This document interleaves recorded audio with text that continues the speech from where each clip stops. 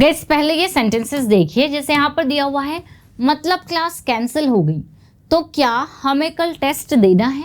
मतलब ये आंसर गलत है, तो इसका मतलब वो नाराज है। कुछ और सेंटेंसेस पहले देखिए, जैसे अगर मैंने पढ़ाई कर ली होती तो पास हो गई होती, अगर उसने मुझे कॉल कर दिया होता तो मैं वहाँ नहीं गई होती, या फिर वह सुबह से पढ़ते आ रहा है, मैं काफ़ी टाइम से वेट करते आ रही हूँ, या फिर शायद वो क्लास अटेंड करना भूल गई होगी, या तुमने इस बारे में सुना होगा, उसने मेरा मैसेज नहीं देखा होगा, या काश मैं आज आ पाती, काश मैं आपसे बात कर पाती।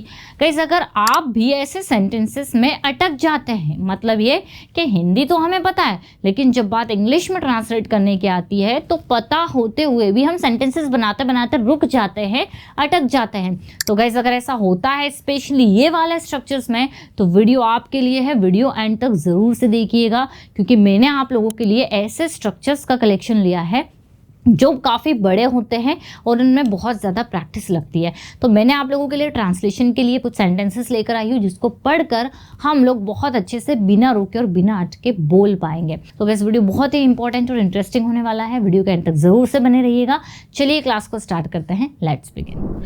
चलिए गाइस सबसे पहला सेंटेंस है कुड यू प्लीज़। ये देखिए आपको कब यूज़ करना है, जब भी आप किसी से पोलाइटली रिक्वेस्ट करना चाह रहे हैं कि क्या आप ऐसा कर देंगे। जब भी आपसे कोई बड़ा हो, फॉर्मल में आप किसी को काम बताना चाह रहे हैं कि क्या आप वहाँ बैठ जाएंगे, क्या आप दरवाज़ा खोल देंगे, या क्या प्लीज़ आप मेरे लिए गिलास पानी ले आएंगे, क्या प्लीज़ आप मेरी मदद कर देंगे। तो जब भी आपको पोलाइटली किसी से रिक्वेस्ट करना हो, आप कुड यू प्लीज़ याद कर लीजिए। ठीक है, सेंटेंसेस देखते हैं। आपको क्या याद करना है, बस कुड यू प्लीज़ और इसके बाद में जो भी वर्ब है वो आप लगा देंगे। 2 सेंटेंस मैं आपको बताऊंगी और 3 सेंटेंसेस जो बाकी के रहेंगे वो आपको कमेंट करके बताना है और वो आपको प्रैक्टिस करना है। ठीक है, चलिए जैसे यहाँ पर दिया हुआ है क्या आप प्लीज़ वहाँ चले जाएंगे, तो क्या बोलेंगे हम, could you please go there. या फिर क्या आप प्लीज़ थोड़ा वेट करेंगे, could you please wait for a while. या फिर क्या आप प्लीज़ मुझे कॉल कर देंगे कल, could you please call me tomorrow. ठीक है, तो जब भी हमें बोला हो कि क्या आप ऐसा कर देंगे, क्या आप यहाँ बैठ जाएंगे, could you please sit here, क्या आप दरवाज़ा खोल देंगे, could you please open the door. तो याद रख लीजिए कुड यू प्लीज़ हम किसी से पोलाइटली रिक्वेस्ट करने के लिए यूज़ करते हैं। 2 सेंटेंस आप कमेंट करके ज़रूर बताइएगा और फिर से दोबारा से 5 सेंटेंसेस की प्रैक्टिस करिएगा। नेक्स्ट है guys I wish I could. इसका हिंदी क्या होता है, काश मैं कर पाती। ठीक है, मतलब काश हम किसी काम को कर पाते, जैसे काश मैं आज आ पाती, काश मैं आपसे बात कर पाती, काश मैं आपकी हेल्प कर पाती, काश मैं इंग्लिश अच्छे से बोल पाती। बस आई विश आई कुड के बाद में वर्ब की फर्स्ट फॉर्म लगा देंगे, बहुत सिंपल है। जैसे काश मैं आज आ पाती तो आई विश आई कुड कम। ठीक है, तो आई विश आई कुड, ये वाला फॉर्मूला, ये वाला स्ट्रक्चर भी आप याद कर लीजिए, बहुत काम में आने वाला है। काश मैं आपसे बात कर पाती, I wish I could talk to you. तो कोई काम हम कर पाते, काश। काश मैं आपकी हेल्प कर पाती, I wish I could help you. काश मैं इंग्लिश अच्छे से बोल पाती, I wish I could speak English very well. वैसे ही काश मैं भी वहाँ जा पाती, I wish I could go there. कितना ईजी है गाइस, बस आपको याद करना क्या है, आई विश आई कुड, बार बार बोल कर देखिए, I wish I could speak English well, I wish I could go there, I wish I could help you, I wish I could solve your problem. बहुत ईजी है, बस करना ये है कि छोटा सा स्ट्रक्चर याद कर लीजिए और 5 to 10 सेंटेंसेस आराम से बना लीजिए, आपको याद हो जाएगा। नेक्स्ट है गाइस, देखिए ये हम पास्ट के लिए यूज़ करेंगे जब आपको श्योर नहीं है, मतलब मैंने शायद कोई काम या एक्शन हो गया होगा। ठीक है, या हम यह कह सकते हैं कि हुआ होगा पास्ट में, कोई एक्शन कोई काम पास्ट में हुआ होगा, हम श्योर नहीं है। वो शायद भूल गया होगा वहाँ जाना, वह कॉल करना भूल गया होगा, वो शायद घर से निकल गया होगा, या फिर हम कह सकते हैं कि उसने मैसेज देखा नहीं होगा, वो उसने तुम्हें इनवाइट नहीं किया होगा। तो शायद पास्ट में कुछ हुआ हो या हुआ होगा, हमें पता नहीं है, तो ज़रूरी नहीं है शायद हम हर बार बोले। बस आपको अगर पता है लेस पॉसिबिलिटी या माइट या मे लगा सकते हैं, एक ही बात है। जैसे शायद वो क्लास अटेंड करना भूल गई होगी, ठीक है, तो सब्जेक्ट लगा देंगे, माइट हैव लगा देंगे और वर्ब की थर्ड फॉर्म। तो शायद वो क्लास अटेंड करना भूल गई होगी। She might have forgotten to attend the class. ठीक है, वैसे ही शायद उसने मेरा मैसेज नहीं देखा होगा, तो she might not have seen my message. हमने वर्ब की थर्ड फॉर्म लगी, नेगेटिव है, तो नेगेटिव में माइट के बाद नॉट लगा देंगे। तो शी माइट या may not have seen my message. बहुत ही कम पॉसिबिलिटी है माइट लगा दे, 50% पॉसिबिलिटी है मे लगा दे। शायद वो सो गया होगा, तो सो गया हो या सो गया होगा एक ही बात है। हो सकता हो कि वह सो गया हो या वह सो गया होगा। He might have slept, he may have slept. शायद वो घर पहुंच गया होगा। He might have reached home. ठीक है, शायद टीचर ने होमवर्क चेक कर लिया होगा। तो ज़रूरी नहीं है, अगर आप शायद हटा दें तो हमारा सेंटेंस कुछ इस तरीके से देखने के लिए मिलेंगे। हर बार शायद लगाना ज़रूरी नहीं है। ठीक है, तो टीचर ने होमवर्क चेक कर लिया होगा, वो घर पहुंच गया होगा, उसने वह मूवी देख ली होगी, तुमने इस बारे में सुना होगा, या फिर वह चले गया होगा, पापा ने उससे डांटा होगा। तो कोई काम पास्ट में हुआ होगा, मे हैव या माइट हैव के साथ में वर्ब की थर्ड फॉर्म। और ज़रूर हुआ होगा तो मस्ट हैव कर देना। ठीक है, चलिए, तो वो घर पहुंच गया होगा, he might have reached home. Teacher ने होमवर्क चेक कर लिया होगा, teacher might have checked the homework, teacher may have checked the homework. Teacher ने ज़रूर होमवर्क चेक कर लिया होगा। तो इन सभी को आप ज़रूर में कन्वर्ट कर सकते हैं, जिससे वो ज़रूर क्लास अटेंड करना भूल गई होगी, उसने ज़रूर मेरा मैसेज नहीं देखा होगा, वो ज़रूर सो गया होगा। तो कुछ नहीं करना है, मे और माइट की जगह मस्ट लगा देना। अब गाइस याद कर लीजिए, may have, might have, we three, कोई काम ज़रूर हुआ होगा। इसके भी 10 सेंटेंसेस बनाकर प्रैक्टिस करिए। आई गारंटी कि आप आराम से बोल पाएंगे।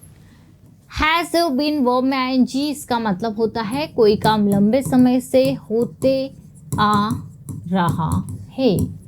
ठीक है, वह 2 महीने से इस प्रोजेक्ट पर काम करते आ रहा है। कितना बड़ा सेंटेंस है, हम सोचते हैं कैसे बनाएंगे। बस एक सिंपल सा स्ट्रक्चर याद कर लेंगे तो आराम से बना पाएंगे, बिना रुक के और बिना अटके। जैसे वह सुबह से पढ़ रहा है, हैज़ बीन और आईएनजी। टेंस तो आपको पता ही है, परफेक्ट कॉन्टिन्यूअस टेंस। ठीक है, तो वह सुबह से पढ़ रहा है या सुबह से पढ़ते आ रहा है। He has been studying since morning. मेरे साथ साथ बोलिए, मैं काफ़ी टाइम से वेट कर रही हूँ। आई हैव बिन, बोलिए, I have been waiting for long time. वो 2 साल से यहाँ काम कर रहा है या काम करते आ रहा है। He has been working here for 2 years। He has been working here for 2 years। हम सुबह से इस टॉपिक पर बात कर रहे हैं। We have been talking on this topic since morning. Have been, has been, ING मतलब होते आ रहा है। वह जनवरी से इसी पर काम कर रही है। She has been working on this since January. ठीक है, तो हैज़ बिन आईएनजी, कोई काम होते आ रहा है। इसमें भी अगर आप 5 सेंटेंस बनाएंगे आराम से आपको समझ में आएगा। If subject had, we three और वुड हैव के साथ वी थ्री। देखिए, आप ये वाला स्ट्रक्चर यूज़ करेंगे जब आप रिग्रेट करेंगे। ठीक है, रिग्रेट कैसे कि अगर तुमने, मतलब ये एक्शंस पास्ट में हो गए हैं, अब आप बता रही कि अगर तुमने मुझे पहले बता दिया होता तो मैं वहाँ चली गई होती। अगर तुमने मुझे कॉल कर दिया होता तो मैं वहाँ समय पर पहुँच गई होती। अगर उसने पढ़ाई कर ली होती तो वो पास हो गई होती, लेकिन वो फेल हो गई, मैं वहाँ समय पर नहीं जा पाई। तो रिग्रेट कर रहे हैं कि अगर ऐसा हुआ होता तो ऐसा हो गया होता। अगर मैंने पढ़ाई कर ली होती तो मैं पास हो गई होती। तो if I had studied I would have passed. तो हैड, वुड हैव, दोनों के साथ वर्ब की थर्ड फॉर्म। अगर उसने मुझे कॉल कर दिया होता, हम इसको थोड़ा सा वर्ब में ले लेते हैं, तो मैं वहाँ चली गई होती। If he had called me I would have gone there. Had और would have, if he had called me I would have gone there. अगर हम टाइम से निकल गए होते तो हम वहाँ समय पर पहुँच गए होते। ठीक है, हम वहाँ समय पर पहुँच गए होते। तो इफ़ he had या if we had left early, if we had left early we would have reached there on time। had, would have, अगर उन्होंने प्रैक्टिस कर ली होती तो उन्होंने अच्छे से परफॉर्म किया होता। if they had practiced well they would have performed very well। या if they had practiced, अगर उन्होंने प्रैक्टिस कर ली होती they would have performed well, उन्होंने अच्छे से परफॉर्म किया होता। क्लियर? तो हैड, वुड हैव याद कर लीजिए पास्ट में रिग्रेट करने के लिए। नेक्स्ट है गाइस, डज दैट मीन, जैसे हम लोग बोलते हैं ना डे टू डे लाइफ में, तो क्या वह चले गया, मतलब अब तुम ऐसा नहीं करोगे। देखिए, मतलब क्लास कैंसिल हो गई, तो क्या हमें कल टेस्ट देना है, मतलब ये आंसर गलत है, तो इसका मतलब वो नाराज़ है, मतलब आप एग्री नहीं हो। तो ऐसे डे टू डे लाइफ में हम लोग अक्सर बोलते हैं। तो इसके लिए हम लोग यूज़ करेंगे सिंपल सा स्ट्रक्चर, डज दैट मीन, और इसका मतलब हम इसके बाद में हमारा सेकेंड सेंटेंस आ जाए।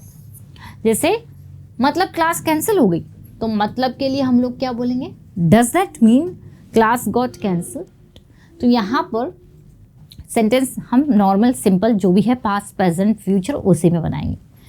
तो क्या हमें कल टेस्ट देना है, तो क्या does that mean we have to take test tomorrow, test देने के लिए टेक टेस्ट का यूज़ करेंगे। मतलब ये आंसर गलत है, does that mean this answer is incorrect, तो इसका मतलब वो नाराज है, does that mean he is angry, मतलब आप अग्री नहीं हो, does that mean you don't agree.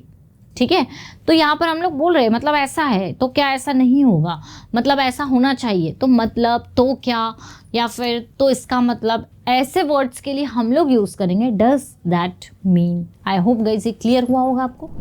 So guys ये थे कुछ ऐसे स्ट्रक्चर्स जो हमें बहुत अच्छे से आते हैं, लेकिन हम इन्हें बोलते टाइम अटक जाते हैं, सोच में पड़ जाते हैं कि ऐसे सेंटेंसेस को हम लोग ट्रांसलेट करें तो करें कैसे। तो आपको करना कुछ भी नहीं है, बस इन स्ट्रक्चर्स को याद कर लीजिए और कुछ 10 से 12 सेंटेंसेस की प्रैक्टिस कर लीजिए। 5-5 मैंने करवा दी, आप बहुत आराम से बोल पाएंगे बिना रुके और बिना अटके। आई होप गाइस ये समझ में आ गया होगा और आप इसे ज़रूर यूज़ करेंगे अपनी प्रैक्टिकल कॉन्वर्सेशन में। अगर आप इसी तरह से इंग्लिश सीखना चाहते हैं प्रैक्टिस के साथ में बिल्कुल शुरुआत से, तो हमारी एप्लीकेशन इंग्लिश विद खुशी और परसों इंग्लिश, इससे ज़रूर डाउनलोड कर लीजिए। ज़्यादा इन्फॉर्मेशन के लिए इन नंबर पर कॉन्टैक्ट कर सकते हैं। वीडियो अगर अच्छा लगा है लाइक ज़रूर करिएगा। मिलते हैं हम लोग अपनी नेक्स्ट क्लास में। Till then bye bye, take care.